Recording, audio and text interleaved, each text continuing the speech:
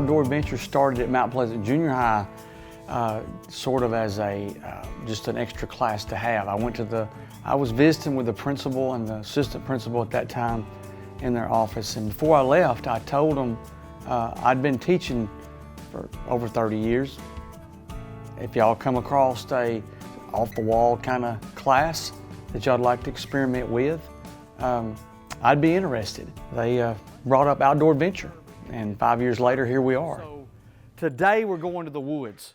And so I love Outdoor Adventures because it's timeless. We automatically think that because this is the age of cell phones and computers, that young people aren't interested in creativity and imagination and going to the woods and building things. 3 people per team.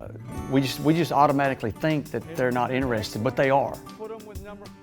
We are so fortunate to have a 15-acre wooded area next to the school, and we're able to take students out and trap, and they get an opportunity to see animals up close when you catch something.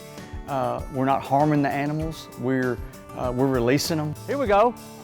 Look at him. At some point you're going to need the wood. The fire building skill is just fun. That's just part of the survival unit that we try to do. Don't steal somebody else's materials. That's not fair. And then the lean-tos. Where it's wet, you need to go to another spot. That's just a great thing to build, a lean-to. Every kid can build a lean-to. You can find materials, lean them up against a tree, put pine straw on top. Fun activities. And as I'm coming here, I noticed the pile of feathers here. I believe it's a mockingbird. Every time we go to the woods, I may not see anything new, but I'm taking 60 kids that will see something new to them. And so that gives an opportunity to give a lesson on trees or a lesson on plants. I used to teach science in elementary school, and I teach more science now in Outdoor Adventures than I did in science class, just because of what we do every day. I try to tell the students that it's okay to be uncomfortable sometimes. It's okay to get out of your comfort zone and do new things. That makes you build as a person, and that's going to help you the rest of your life. If we do the same things every day, we never grow. We just stay the same way. So it's okay to be uncomfortable in Outdoor Adventures. Because in about 2 days, you're going to be very comfortable because you're going to conquer things like crossing a log and going through the woods and getting muddy. Those things, it's okay.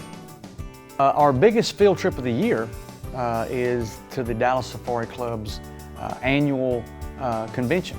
And we take 60, 70 kids on the bus, and we have a great time. We get to see all the exhibits. The Outdoor Tomorrow Foundation has classes that they can attend, and usually have a guest speaker, and the kids look forward to it. That's a big selling point for our Outdoors Adventure program. I would like to take this opportunity to thank our school board, our administration here at Mount Pleasant Schools.